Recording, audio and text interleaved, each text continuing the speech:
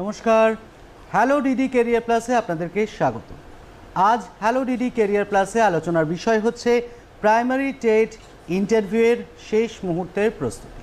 এই নিয়ে কথা বলার জন্য স্টুডিওতে উপস্থিত আছেন বিশেষজ্ঞ doctor Partha Karmakar, deputy secretary, West Bengal board of primary education. Sir, আপনাকে স্বাগত। নমস্কার। নমস্কার স্যার, প্রথমেই তো আমরা বলে দিয়েছি যে প্রাইমারি টেট ইন্টারভিউয়ের শেষ মুহূর্তের প্রস্তুতি 9 অক্টোবর আমরা আলোচনা একবার করেছি, অলরেডি হয়ে গেছে, একটা পর্ব হয়ে গেছে। আজকে চলে প্রায় শেষ পর্ব, দ্বিতীয় পর্ব। এর সঙ্গে সঙ্গে একটুখানি প্রাইমারির সঙ্গে সঙ্গে আমরা একটু আপার প্রাইমারি, এসএসসি এগুলোও যেহেতু সামনে রয়েছে সেগুলোকেও ছোঁবো। ইন্টারভিউ প্রস্তুতি তো একটা শুধু হয় না, মানে ওটাও কভার হবে। প্রথমেই যদি আপনাকে জিজ্ঞেস করি যে টেটের গুরুত্বটা ঠিক কী? প্রথমেই সকল পরীক্ষার্থীকে আমি আমার তরফ থেকে আন্তরিক শুভেচ্ছা, প্রাণ ভরা ভালোবাসা এবং আশীর্বাদ জানাই। সামনে ইন্টারভিউ আসছে, যারা বর্তমানে বসবে এবং ভবিষ্যতে যারা বসবে প্রত্যেকের জন্যই একই জিনিস প্রযোজ্য হবে। প্রথমেই বলি যে টেট পরীক্ষা 1 to 5 আর 6 to 8 দুটো আলাদা। কিন্তু অনেকে দেখছি 6 to 8 পরীক্ষায় পাশ করে 1 to 5 এর জন্য বলছে আমি কি এলিজেবল, আমি তো 6 থেকে 8 হয়েছে, কেন 1 থেকে 5 পাবো না? তা টেট পরীক্ষা হচ্ছে দুটো, একটা হচ্ছে প্রাইমারি টেট ফর 1 to 5 আর আপার প্রাইমারি 6 to 8। আর স্পেশাল এডুকেশনের টিচারের জন্য আমরা জানি ওটাও প্রাইমারির জন্য 1 to 5 একটা আলাদা আর 6 থেকে 8 আলাদা। অর্থাৎ চারটে কিন্তু টেট পরীক্ষা যদি বলা হয়, এবং দুটো প্রাইমারি লেভেলের পরীক্ষার কন্ডাক্ট করেন West Bengal board of primary education, এবং আপার প্রাইমারির জন্য স্পেশাল এডুকেশন এবং যেটা আপার প্রাইমারির জন্য কন্ডাক্ট করেন West Bengal central school service commission. আচ্ছা, প্রাইমারির ক্ষেত্রে যেরকম এইচএস করে ডিএলএড করলে তারা প্রাইমারিটায় বসতে পারছে, আর গ্র্যাজুয়েশন প্লাস ডিএলএড করলেও তারা এটাই বসতে পারছে। হ্যাঁ, ডিএলএড করলেও আপ টু 8, যেহেতু আপ টু 8 ওটা তাহলে করতে পারছে। তাহলে টেটটা পাস করা খুব জরুরি, এবং টেট পাস করার পরেই যে প্রসঙ্গটা আসে সেটা হচ্ছে ইন্টারভিউ।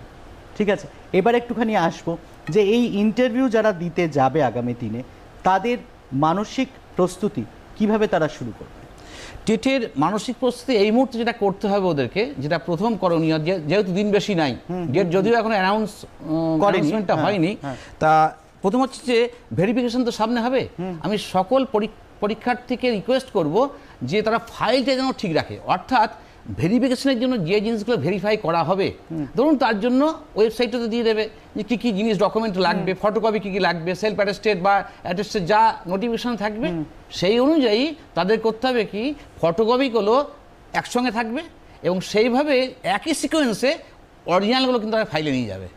আদারওয়াইজ কী হয় জানো তো, যখন ভেরিফিকেশন টেবিল আসে না, আসার পর দেখা যায় ও মাধ্যমিকটা লাগবে, খুঁজে পাচ্ছে না, ভেতরে ঢুকে আছে। যদি সিকোয়েন্সিয়ালি রেখে দেয়, মানে একদিকে ফটোকপি অ্যাটেস্টেড, একদিকে তার অরিজিনালগুলো, যেভাবে মানে ইনস্ট্রাকশন দেওয়া থাকবে ওয়েবসাইটে সেভাবে যদি রেখে দেয় তাহলে কিন্তু সুবিধা হয়।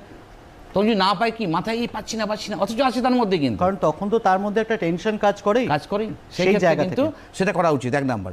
2 নম্বর হচ্ছে এই মুহূর্তে যেহেতু পরীক্ষা ইন্টারভিউ বেশি দিন নাই, যখনই হোক না কেন অ্যানাউন্সমেন্ট যে কোনো মুহূর্তে হবে, কাজেই এই সময়টা বা ঠিক ইন্টারভিউয়ের আগের দিন থেকে খাওয়া দাওয়া কিন্তু খুব মানে নর্মাল, একদম মানে খুব একটা ফাস্টফুড যেন না খায়, অর্থাৎ বদ হজম যেন না হয়, হলেই তো প্রবলেম হবে, গ্যাস ট্যাস হয়ে গেলে প্রবলেম হবে। তারপর টেনশন ফ্রি থাকার জন্য রিকোয়েস্ট করবো, যেন মানে পরীক্ষা ইন্টারভিউ একদম টেনশন না। মনে রাখতে হবে ইন্টারভিউ যাচ্ছি মানে একটা গল্প করতে যাচ্ছি, মানে একদম আমি যা জানি আমাকে যা জিজ্ঞাসা করবেন আমি সেটা ঠিকমতো বলতে পারবো একদম। আর ইন্টারভিউয়ের দিকে এখন ফোকাসটা করতে হবে, ইন্টারভিউ যেন ভালো হয়, অন্যদিকে ফোকাস করলে চলবে না। এবার ধরুন ইন্টারভিউ, যেহেতু এতজন ইন্টারভিউ দেবে, মোটামুটি একটা ইন্টারভিউ যদি আমি সময় বাঁধি, ঠিক আছে, সেই সময়টা ধরুন একজন স্টুডেন্টের ক্ষেত্রে 7-8 মিনিট 10 মিনিট ম্যাক্সিমাম। এটা নির্ভর করছে এক্সপার্ট এবং যারা মানে যিনি দিচ্ছেন, ধরুন এমন কিছু প্রশ্ন করছেন কোনো ক্যান্ডিডেট বলতেই পারছে না পরপর, সেক্ষেত্রে কি করে 10 মিনিট টাকে টানবেন বলুন? বুঝতে পারছেন, হয়তো তার টাইমটা কমে যাবে, তার টাইমটা ধরুন অটোমেটিক কমে যাবে, বা কেউ ভালো বলছে সেক্ষেত্রে নির্দিষ্ট করা থাকে, নিশ্চয়ই একটা গাইডলাইন থাকবে, গাইডলাইন অনুযায়ী তাদেরকে করতে হবে। আচ্ছা, এক্ষেত্রে আমরা যদি এই পুরো সেশনটাকে দুটো পার্টে ভাগ করি, একটা ধরুন যেখানে হচ্ছে একটা ওরাল ইন্টারভিউ হচ্ছে, আর একটা হচ্ছে টিচিং ডেমনস্ট্রেশন, দুটো পার্টে আমি ভাগ করছি। তাহলে প্রথমে যখন এই ওরাল ইন্টারভিউ কেউ দিতে যাবে, মানে ওরাল পার্টটায়, সেখানে যখন তাকে জাজ করা হবে, প্রথমে কি হবে? প্রথমে গিয়ে কি বলবে, ইন্ট্রোডিউস ইউরসেলফ বা নিজের সম্পর্কে বলো। এই জায়গাটাতে কিভাবে নিজেকে প্রস্তুত করবে? হ্যাঁ, সকলকেই যে ইন্ট্রোডিউস ইয়োরসেলফ বলবে তা না, আচ্ছা, আপনি যদি জিজ্ঞাসা বলে, করতেই পারেন। হ্যাঁ, হ্যাঁ। জিজ্ঞাসা করলে ঠিক কথা বলেছো তুমি। আমি দেখেছি অনেক সময় ইন্ট্রোডিউস ইয়োরসেলফ বলে না, সে তার ইতিহাস প্রথম থেকে আরম্ভ করে দেয়। ধর আমার বাড়ি পূর্ব বর্ধমান জেলার কাটোয়া সাব ডিভিশনের আন্ডারে আতুয়াট পাড়ার অন্তর্গত একটা বলে দেয়, বলতে পারলাম।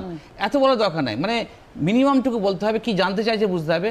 অর্থাৎ ওর এডুকেশনাল, আমার বাড়ি পূর্ব বর্ধমান জেলার কাটোয়া শহরে, আমি কাটোয়া ভারতী ভবন থেকে মাধ্যমিক উচ্চ মাধ্যমিক পাশ করেছি, কথা বলছি।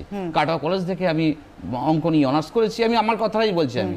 তারপর আমি বর্ধমান ইউনিভার্সিটি থেকে এই সালে 1995 সালে আমি মাস্টার ডিগ্রি করেছি, ইত্যাদি ইত্যাদি।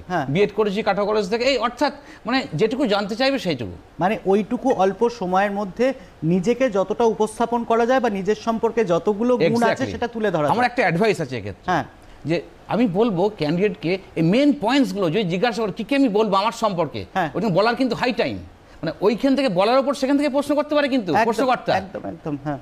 অর্থাৎ প্রশ্নকর্তা আমি কি বলছি সেখান থেকে, আপনার বাড়ি কাটোয়া, আচ্ছা কাটোয়া কি জন্য বিখ্যাত, কথা বলছি। তাহলে কি এগুলো শিক্ষার্থীরা যারা, তারা কি নোট ডাউন একটু করে নিতে পারে? অবশ্যই অবশ্যই অবশ্যই নোট ডাউন করে নিতে পারে, কারণ সেখান থেকেই তো তাহলে পরবর্তী তার মানে ইন্টারভিউয়ের গতি প্রকৃতিটা কোন দিকে যাবে সেটা অনেকটা নির্ভর করবে। একদম।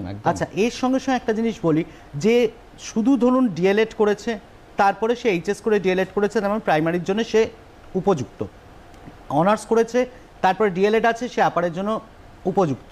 কিন্তু এর সঙ্গে সঙ্গে সে হায়ার ডিগ্রি নিশ্চয়ই করেছে, যেহেতু অনেকটা বছর গ্যাপে হচ্ছে, সেখানে সে হায়ার ডিগ্রিগুলোকেও তো শোকেস করবে। বলবে এখানে মিথ্যা কথা বলার কিছু নাই, সত্যি কথাটা বলবে যে আমি এই পাস করেছি, এই পাস করেছি, পরিষ্কার কথা বলবে। এখানে তো অসুবিধা কিছু কারণ নেই।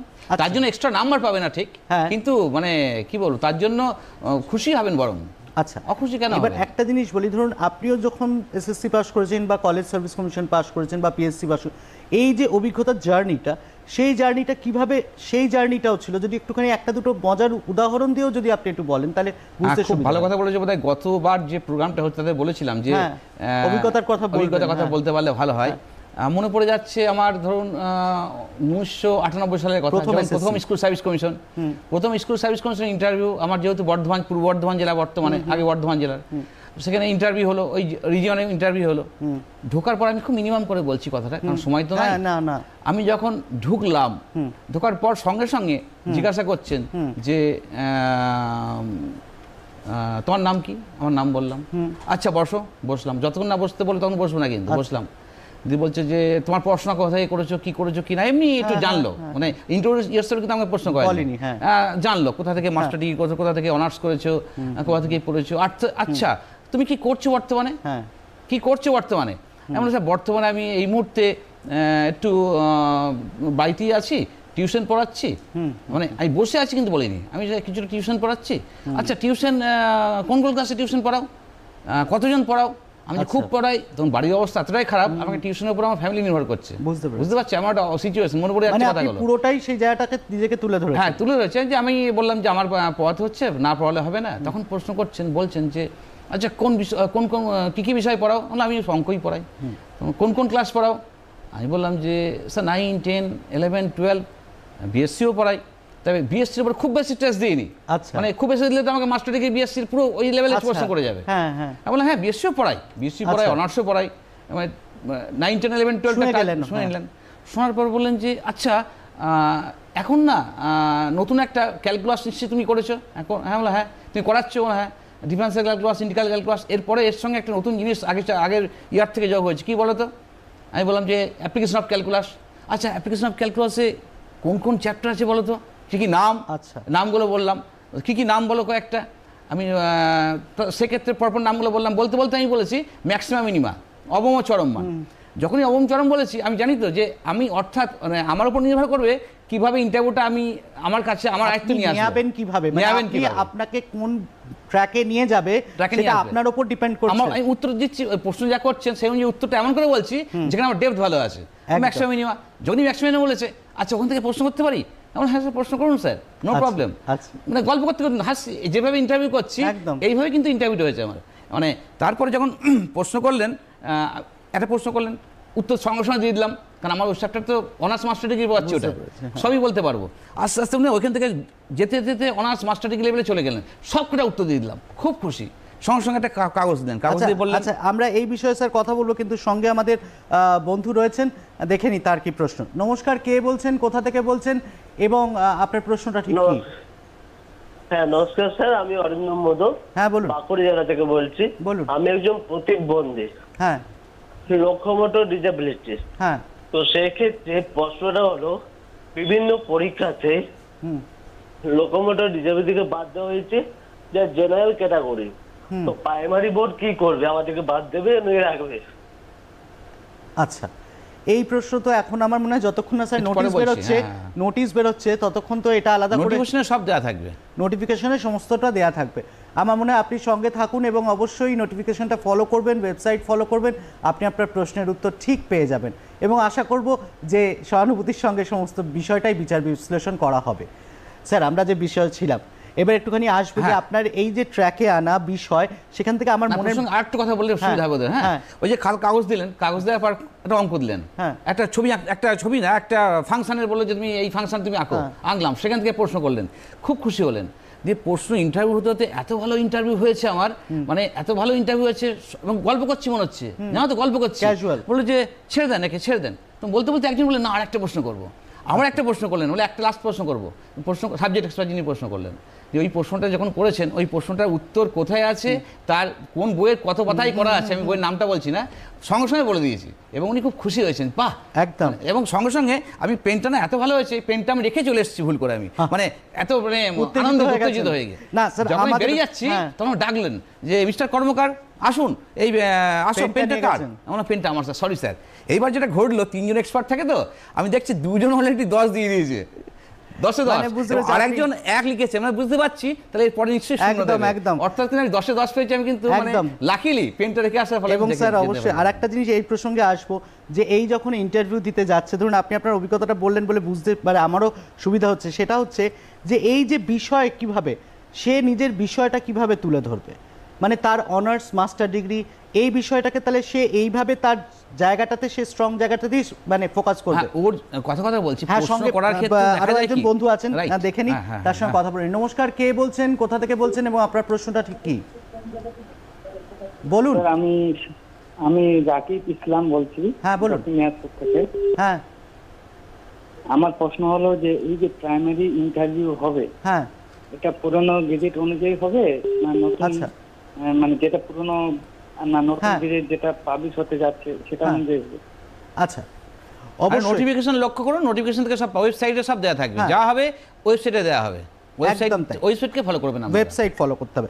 এবার যেটা প্রসঙ্গে ছিলাম, যে ধরুন বিষয়ভিত্তিক প্রস্তুতি, কেউ 11-12 ক্রস করে সে ডিএলএড করে সে প্রাইমারি ইন্টারভিউ অ্যাপিয়ার হয়েছে, কিন্তু তার পরবর্তীকালে সে স্নাতকোত্তর কিছু একটা করেছে, তাহলে সে যখন তুলে ধরবে সেই বিষয়টা, তাকে কি সেই বিষয়ের দিকেই ফোকাসটা বেশি করতে হবে, তার সঙ্গে সঙ্গে প্রাইমারি ধরুন বাংলা, ইংরাজি, অঙ্ক, পরিবেশ, এই চারটেও রয়েছে, সেই চারটেকেও দেখবে এবং নিজের যেটুকুনি সাবজেক্ট সেটাও, কিভাবে প্রিপারেশন। আমি বলছি প্রাইমারি ক্ষেত্রে প্রাইমারি যে সিলেবাসটা আছে 1 থেকে 5, এখন প্রি প্রাইমারিটাও আছে, জানো তো, প্রি প্রাইমারি আছে, প্রি প্রাইমারিও আছে, তাহলে অর্থাৎ প্রি প্রাইমারি থেকে 5 সিলেবাস থেকে দেখতে হবে কি কি আছে এবং বইগুলো দেখতে হবে থরলি, এবং তারপর 6 to 8, 9, 10, 11, 12 তার জন্য সিলেবাস, কারিকুলাম, কি কি বই আছে, পশ্চিমবঙ্গ সরকারের মধ্যশিক্ষা পর্ষদের কি বই আছে, যেগুলো যেগুলো 11-12 এর ক্ষেত্রে তুমি কি কি বই পড়েছো, কোন বইটা তোমার ভালো লেগেছে, এই জিনিসটা কোথায় আছে বলো। এবং ধরুন এই যে কারিকুলামটা বলছি,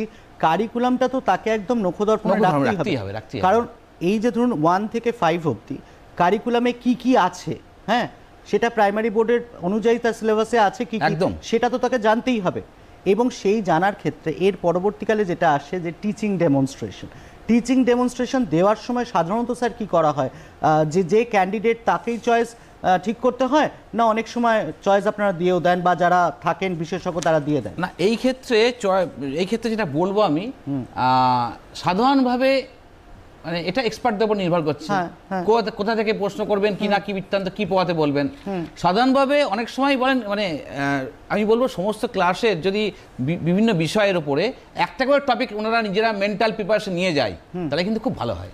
হঠাৎ যদি বলেন এখান থেকে প্রশ্ন করো, তবে আমার কথা এটাও ঠিক যে ধরে নাও বললো যে তুমি এই সাবজেক্ট থেকে, এই ক্লাস থেকে তুমি বলো একটা, তো উনি বলতেই পারেন, স্যার আমাকে যদি এই সাবজেক্টের একটা জিনিস পড়াতে বলেন তাহলে খুব ভালো হয়, এটা বলতেই পারে। এর জন্য কিন্তু কোনো নেগেটিভ কিছু না। কিন্তু আমি সেটাই জানতে চাইছি যে অনেক সময় মনে হয় যে আপনাকে ধরুন ক্লাস 3 এর বাংলা পড়াতে বলো, এক্ষুনি আপনার 3 এর বাংলাটা মনে পড়ছে না, কিন্তু 4 এর বাংলা মনে পড়ছে। আপনি তাহলে নির্দ্বিধায় ওটা বলতে পারেন যে আমায় যদি ক্লাস 4 এর বাংলাটা পড়াতে পারেন আমি খুব ভালো হয়, এটা বলতে পারেন। এতে কোনো নেগেটিভ ইমপ্যাক্ট করবে না, কিছু নাই। কারণ কি টিচিং লেকচার ডেমনস্ট্রেশন কেমন সে পড়াতে পারছে সেটা ইম্পর্টেন্ট, দ্যাট ম্যাটার্স। ঠিক আছে, কারণ বিষয় কি কি বৃত্তান্ত পরীক্ষা হয়েছে, একাডেমিকের নাম ইত্যাদি তো স্যার তো আসে, যা যা আছে কাজে সে তো পরীক্ষা করার জায়গা নাই। মানে যেটা বলতে চাইছি তার মানে 1 2 3 4 5 যদি আমরা এটা ধরি, বাংলা, ইংরেজি, অঙ্ক, পরিবেশ, একটা করে টপিক দেখে গেলে অন্তত তার কনফিডেন্সটাও বেড়ে যাবে, মানে সে কমফোর্ট জোনটাও তার বাড়বে। একদম একদম। আচ্ছা, এর সঙ্গে সঙ্গে এই যে পাঠ্যক্রম সম্পর্কে সে জানছে, পাঠ্যক্রম সম্পর্কে জানা শুধু নয়, এই যে পড়ানোর মেথড, যেহেতু ডিএলএড কোর্সে ধরুন যখন পার্ট 1 করেছে তখন মাইক্রো টিচিং করেছে, পার্ট 2 এ ম্যাক্রো টিচিং, একদম। তাহলে এবার আমরা একেবারে সরাসরি টিচিং ডেমনস্ট্রেশনে চলে আসি। হ্যাঁ, সেখানে সে তো ম্যাক্রো টিচিং করাবে, মানে একটা ক্লাস ধরুন 40 মিনিট 45 মিনিট একটা ক্লাস হয়, সেটা তাকে 4 থেকে 5 মিনিটের মধ্যে ছোট করে আনতে হবে। একদম। এবার সেক্ষেত্রে কি কি মাথায় রাখবে? এখানে ক্যান্ডিডেটের প টু প, না প্রবেশ টু প্রস্থান, অর্থাৎ ই টু ই, মানে একদম এন্ট্রি টু এক্সিট, তাকে ওই যে 10 মিনিট বা 15 মিনিট বা 12 মিনিট যাই থাকুক না কেন, তার মধ্যে যেটা করতে হবে, তার মধ্যে আমি আগের দিন অলরেডি সবকিছু বলা আছে। হোয়াইটবোর্ড বা ব্ল্যাকবোর্ড যাই থাকুক না, 9 অক্টোবরে একদম বাঁধে, হ্যাঁ পুরোটাই বলা আছে। 9 অক্টোবরের যে প্রোগ্রামটা দেখে নিয়ে পেয়ে যাবে। তাও সংক্ষেপে বলে দিচ্ছি, বাঁদিক করে কেউ যদি ডান হাতে লেখেন তাহলে বাঁদিক করে দাঁড়াতে হবে কর্নারে বোর্ডে, কেউ যদি বাঁ হাতে লেখেন তাহলে ডান কর্নারে মানে দাঁড়াতে হবে। দাঁড়িয়ে যেটা করতে হবে যে লিখবেন এবং লেখার সঙ্গে সঙ্গে পেছন দিকটা তাকাতে হবে, কথা বলতে হবে, কিন্তু নাহলে তো ক্লাসরুমটা ম্যানেজমেন্ট হবে না, ছেলেরা তো পেছনে গল্প করতে লেগে যাবে। মানে ক্লাসরুম ম্যানেজমেন্টটাও সে কত ভালো করতে পারছে সেটাও দেখাতে হবে। একদম, অর্থাৎ লিখবেন, বলবেন, পেছন দিকে তাকাবেন। আর কমিউনিকেশন স্কিলটা খুব ভালো হওয়া দরকার, কিভাবে কমিউনিকেশন করছে, কিভাবে কথা বলছে। আপনাকে আমি থামাবো। কমিউনিকেশন করার ক্ষেত্রে একটা বড় প্রশ্ন থাকছে যে যখন এখানে ইন্টারভিউ প্যানেল যারা থাকবে, যারা ইন্টারভিউ নেবে, তাদের কি সে স্টুডেন্ট হিসেবে ধরে নিতে পারে বা তাদেরকে তুমি সম্বোধন করতে পারে সেইটুকুনি সময়ের জন্য? না, আমার মনে হয় তুমি সম্বোধন না করে একদম আপনি করেই করুক। আচ্ছা, আপনি না করো, আপনি করো, তুমি করবে অ্যাজ ইফ তাদেরকে স্টুডেন্ট না, মানে উনি প্রশ্ন করবেন, উনি উত্তর দেবেন না, যেন ওনাকে ছাত্র হিসাবে যেন ওনাদেরকে প্রশ্ন না করেন। না, ওনাদেরকে প্রশ্ন করছে না, ধরুন প্রশ্নের মতো করে বলছে যে এই যে তোমরা বলো সঞ্জয় উত্তরটা দাও, আচ্ছা একদম সঞ্জয় খুব ভালো উত্তর দিয়েছে বলে নিজেই অভিনয় করে নিজেই একবার টিচারের ভূমিকা আবার স্টুডেন্টের ভূমিকায় উত্তর দেয়, নিজেকেই করতে পারে। সেটাই বলছি, সেটুকুনি করতে পারে এবং সেই কমফোর্ট জোনটা একটা ক্লাসরুম হিসেবে সেটাকে সেই মতো ধরে নিতে পারে। একদম একদম। আর সেক্ষেত্রে মনে রাখতে হবে যে কমিউনিকেশন স্কিল যেটা বললাম, সেক্ষেত্রে দুটো জিনিস ম্যাটার করে, আমরা জানি। আই টু আই কন্ট্যাক্ট, এক্সপার্টদের দিকে তাকিয়ে কথা বলা, এবং বডি ল্যাঙ্গুয়েজ। এই যে আমি কথা বলছি হাত সঙ্গে সঙ্গে ঘুরে যাচ্ছে, অর্থাৎ বডি ল্যাঙ্গুয়েজটা কিন্তু থাকতে হবে। এই যে আজকে তুমি আমাকে ইন্টারভিউ নিচ্ছ, এটা তো একটা ইন্টারভিউ, একদম একই রকম ব্যাপার। এমন করতে যেন গল্প করে যেন টাইমটা কেটে গেল, এই একটা ব্যাপার। আর আরেকটা ব্যাপার যে আমাদের যে লার্নিং ডিজাইন, যেটা এখন লার্নিং ডিজাইন বলছে, মানে লার্নিং ডিজাইনটা রেডি করে যেতে হবে। আমরা যেটা করতাম লেসন প্ল্যান আগে ছিল, লার্নিং ডিজাইনটা ঠিক করে রাখতে হবে। এবং টিএলএম তো নিয়ে যাওয়া সম্ভব না, সেক্ষেত্রে যদি নিজের হাত, নিজের বডিকে, নিজের পেনটাকে ইউজ করে এসে টিএলএম করতে পারে, তার থেকে ভালো কিছু হতে পারে না। কিন্তু মানে ধরুন এই যে আমার 10টা আঙুল রয়েছে, আমি 10টা আঙুলকে ব্যবহার করে 10টা সংখ্যা তো বোঝাতে পারি। এবং আমি দেখবে আমার যে বিভিন্ন জায়গাতে আছে, এই 10টা আঙুলকে ব্যবহার করে নামতাগুলো কিভাবে সহজে করা যায়, আচ্ছা এটা নিয়ে পড়লো নামতা। অর্থাৎ টিএলএম তিনি আলাদা করে আনলেন না, নিজের আঙুলগুলোকেই উনি এলটিএম হিসাবে ব্যবহার করলেন। বা ধরুন হাতের সামনে আমার হয়তো অ্যাডমিট কার্ডটা রয়েছে, আমার টেবিলে রয়েছে সামনে, আমি অ্যাডমিট কার্ডটাকে বার করে তো আমি একটা কার্ভ করে কিছু বোঝাতেই পারি। সেগুলো সমতল, এটা প্লেন, একটা প্লেন এরিয়া, সমতল যখন বোঝাচ্ছে, কথা বলছি আমি, যা থাকবে কাছে। এবং যেমন চোখ নিয়ে পড়াচ্ছি, সবাই চোখ বন্ধ করো, তো হাত দিয়ে বন্ধ করলো, খোলো, আর যখন বন্ধ করেছে দেখতে পাচ্ছিলে না, তাহলে খুলে দাও, চোখে দেখতে পাচ্ছি। অর্থাৎ কি চোখ মানে হাতে অ্যাপ্লাই করে রয়েছে, পঞ্চেন্দ্রিয়টা বোঝাচ্ছি যখন চোখের কাজ কি, চোখ দিয়ে কি করি আমরা, চোখ দিয়ে দেখতে পাই। সে কিন্তু মানে সে কিন্তু ব্যাপারটাকে আবার কানটা বন্ধ করা হলো, শুনতে পাচ্ছ না, কানটা হলো কি বললাম বলো তো শুনতে পেলো। আচ্ছা, এই ক্ষেত্রে অনেক সময় একটা জিনিস দেখি, বিভিন্ন জায়গায় শুনতেও পাই, ছাত্ররা টিচিং ডেমনস্ট্রেশন দিতে গেলেই ক্লাসে ঢুকেই ছোট্ট বন্ধুরা তোমরা কেমন আছো, ভালো আছো তো, আমি ভালো আছি, এটা এক কথা। কারণ আমরা যখন আপনাকে এই জন্যই জিজ্ঞেস করলাম কথাটা, কারণ ছোটবেলা থেকে যখন স্কুলে সবাই পড়ে এসছে, এই কথাটা কি কোনো টিচার কোনো ক্লাসে কোনোদিন বলেছে? কোনোদিনই বলে না। হ্যাঁ, তাহলে এটা কি এই অভিনয়টা তো মেকি? হ্যাঁ, এটা আমার মনে হয় এটা শুনতে শুনতে না পাগল হয়ে যায়, ভাবে যে ইউটিউব থেকে দেখে এসছে, ইউটিউব থেকে দেখে এসছে, সেটাকে ও করছে। কিন্তু এক্সপার্টরা চান যে ও নিজের কিছু বলুক, নিজের কিছু করুক নিজের মতো। অর্থাৎ এমন করতে পারে, অনেকদিন পর দেখা হলো, পুজোর পর, পুজো কেমন কেটেছে তোমাদের? ভালো কেটেছে তো? আচ্ছা, সঙ্গে আবারও বন্ধু আছে। এবং পড়ানোর ক্ষেত্রে এই আয়োজন স্তর হঠাৎ আমি আজকে পড়াবো এটা না, কিন্তু এই স্তরগুলো নিয়ে একটু আলোচনা করব, কিন্তু সঙ্গে বন্ধু আছেন। নমস্কার, কে বলছেন, কোথা থেকে বলছেন এবং আপনার প্রশ্নটা ঠিক কি? হ্যালো, হ্যাঁ বলুন। হ্যাঁ স্যার, আমার নাম সূর্যকান্ত সাহা, আমি বীরভূম থেকে বলছি। হ্যাঁ বলুন। হ্যাঁ স্যার, মনে করুন আমাকে ইন্টারভিউতে যে ডেমোটা দিতে বলা হলো, তো আমার সেই ডেমোটা যদি আমার আনকমনের মধ্যে থাকে, হয়তো তারা আমাকে যে ডেমোটা দিতে বললেন আমার সেটা আনকমনের মধ্যে পড়লো, তো আমি যদি স্যারদেরকে বলি যে স্যার আমি আমার কি পছন্দ মতো ডেমো দিতে পারি, তাহলে সেক্ষেত্রে কি আমার কোনো রকম ব্যাড ইফেক্ট পড়বে তার ক্ষেত্রে? এটা আমার মনে হয় আলোচনায় প্রথমেই আমরা করেছি, অলরেডি আলোচনা হয়ে গেছে। আরো একবার স্যার বলে দিতে চাই, বা স্যারের বলেও দিতে পারি যে না, এটা কোনো প্রভাব পড়বে না, কিন্তু সেখানে নিজের কনফিডেন্সটা নিয়ে অন্য বিষয়ে স্যাররা নিশ্চয়ই তখন দেবেন। ওটার ওপর দেখবেন না যে টিচিং অ্যাপটিটিউড এবং পড়ানোটাই ইম্পর্টেন্ট, তাই তো? একদম। আচ্ছা স্যার, আমরা যে বিষয়টা একদম ছিলাম, কারণ ওই 45 মিনিট 40 মিনিটের ক্লাসটা তাকে 4 মিনিট 5 মিনিটের মধ্যে আনতে হবে। তাহলে ম্যাক্রো টিচিং যদি আনতে যায়, তাহলে তাকে প্রথম আয়োজন, উপস্থাপন এবং ধরুন মূল্যায়ন, কর্মপত্র, এইগুলো মাথায় থাকবে তো? অল্প অল্প করে, সবটাই অল্প অল্প করে, অভিনয় 5 মিনিটের মধ্যে করতে হবে। এবং কি বলবো, 5 মিনিটের মধ্যে প্রথমে আয়োজন স্তর, মানে পড়ানো ঢোকার আজকের পাঠের আগে সে আয়োজন স্তরে আসবে, সেখান থেকে উপস্থাপনে যাবে, আজকের পাঠ ঘোষণা করবে, উপস্থাপন যাবে, সেখান থেকে মূল্যায়নের ক্ষেত্রেও সাথী। আবারও বন্ধু আছে, সাথী বলো তো। নমস্কার, কে বলছেন, আপনার প্রশ্নটা ঠিক কি? নমস্কার, কে বলছেন, কোথা থেকে এবং আপনার প্রশ্নটা ঠিক কি? পেট্রোল এডিটর নিয়োগের একটা নোটিফিকেশন বেরিয়েছে, যেখানে দেখা গেছে যে লোকোমোটর এসসি যারা, তারাই শুধুমাত্র রিজার্ভেশন পাচ্ছে লোকোমোটরদের ক্ষেত্রে। লোকোমোটরদের ক্ষেত্রে এসসি যারা, তারা রিজার্ভেশন পাচ্ছে। Locomotor general, locomotor OBC, locomotor ST, এটা রিজার্ভেশন পাচ্ছে না। আচ্ছা, আমার মনে হয় এটার সব থেকে ভালো উত্তরটা মনে হয় ওয়েবসাইট দিতে পারবে, এবং ফাইনাল ওয়েবসাইটেই এটার ডিটেলসটা দেওয়া থাকবে। তাও যদি কোনো জায়গায় কোনো ইনফরমেশন ভবিষ্যতে পাওয়া যায়, নিশ্চয়ই সেটা শেয়ার করে দেওয়া হবে। স্যার, আমরা যে জায়গায় যাচ্ছিলাম, হ্যাঁ, প্রশ্ন কথা বলছি, নাম করে প্রশ্ন কর, মানে তাকে একবার, তাকে কি বলবো, তাকে চেনে। টিচারের প্রথম কাজ হচ্ছে টিচার ছাত্রদের নামগুলো জানা, কিন্তু আমি যদি সঞ্জয় বললাম, সাথী বলো তো, যেটা বোঝানো হলো, বোঝানো থেকে প্রশ্ন করা হলো, উত্তর দিতে পারলো, বাহ, খুব ভালো বলেছো সাথী, থ্যাংক ইউ, বসো বসো।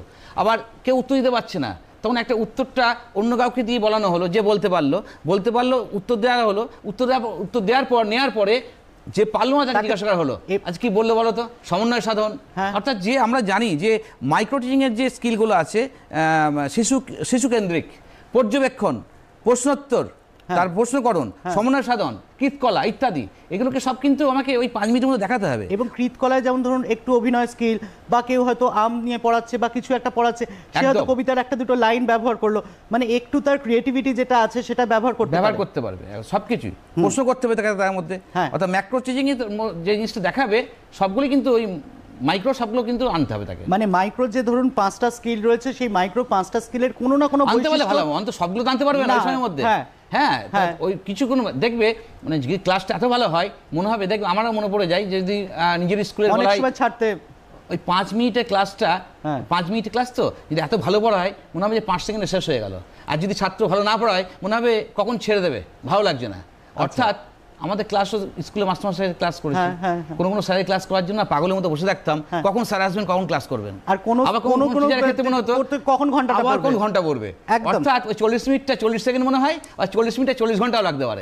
অর্থাৎ তোমাকেও, মানে ছাত্রছাত্রী যারা পরীক্ষা দিচ্ছ, ইন্টারভিউ যা দেবে, তাদের লেকচার ডেমনস্ট্রেশনের ক্ষেত্রে মাথায় রাখতে হবে, ওই 5 মিনিটটা সকলের মন জয় করে, স্মাইলিং ফেসে, সুন্দরভাবে আই টু আই কন্ট্যাক্ট করে, বডি ল্যাঙ্গুয়েজ ঠিক রেখে আমি ইন্টারভিউটা দেবো। আমরা আলোচনার প্রায় একেবারে শেষ পর্যায়ে চলে গেছি। আপনার যদি যারা ইন্টারভিউ দিতে চলেছে তাদের জন্য যদি কোনো গুড উইশেস বা মেসেজ থাকে আপনি দিতে পারেন। হ্যাঁ, আমার যে কটা কথা বলার, যে প্রথমেই একটুখানি ড্রেসটা নিয়ে আগে বলেছি, তাও বলে নিচ্ছি, একটু দেখেছি যে চুলটা ঠিক মতো রাখা, শীতকাল আসছে, ড্রেসটা সেভাবে মার্জিত পোশাক বলেইছি, হবু শিক্ষক মার্জিত পোশাক আগেই বলেছি। আর কি বলবো, মানে ডেমো প্র্যাকটিস যেটা করবেন এখন বিভিন্ন ক্লাসের, ডেমো প্র্যাকটিসটা আমি বলবো ফ্রন্ট ক্যামেরা সামনে রেখে দিল মোবাইলের, দিয়ে সেটা নিজেই করলো, নিজেই পরে দেখলো এবং শুনলো, তাহলে বুঝতে পারবে ওর টিকিট ডিফেক্ট কত ভালো হয়েছে কত খারাপ হয়েছে, নিজে কিন্তু জাজ করতে পারবে। অর্থাৎ মোবাইলটাকে ইউজ করে সে কিন্তু এটা করতে পারে, রেকর্ডিং করে দেখতে পাচ্ছে, ঠিক আছে। আর অলওয়েজ বলবো, মনে রাখো আই অ্যাম দ্য বেস্ট, এটা মনে রাখতে হবে, I am the best. Self confidence থাকতে হবে যে আমার ইন্টারভিউ ভালো হবেই, কেউ আটকাতে পারবে না, আই অ্যাম দ্য বেস্ট। এটি যদি মানসিকতা রাখে, তার পজিটিভ অ্যাটিটিউড যদি তার মধ্যে থাকে, বিদ্যালয় সম্পর্কে সাম্যক ধারণা এবং শিক্ষার স্কুলে যা যা জিনিস দরকার হয়, যে বিভিন্ন আমরা জানি পশ্চিমবঙ্গ সরকার প্রচুর প্রকল্প চালু করেছে, সমস্ত প্রকল্প জানতে হবে, টেনশন ফ্রি হয়ে থাকতে হবে এবং টাইম ম্যানেজমেন্ট করে পড়াশোনা করতে হবে এবং সমস্ত স্টাডি ম্যাটেরিয়াল যা যা লাগবে মানে ইন্টারভিউর জন্য সেগুলো ভালো করে পড়াশোনা করতে হবে। সকলকে আমি শুভেচ্ছা জানাচ্ছি, আশীর্বাদ করছি, ইন্টারভিউ খুব ভালো হবে, বি পজিটিভ, 100% ধন্যবাদ। Thank you sir. Hello DD career প্লাসে আজকে আমরা ছিলাম প্রাইমারির ইন্টারভিউয়ের প্রস্তুতি নিয়ে। আপনারাও সঙ্গে ছিলেন, নিশ্চয়ই অনেক কিছু জানা হলো। এইভাবেই সঙ্গে রাখুন হ্যালো ডিডি ক্যারিয়ার প্লাসে, আর অবশ্যই সঙ্গে রাখতেই হবে কলকাতা দূরদর্শনকে। নমস্কার। নমস্কার।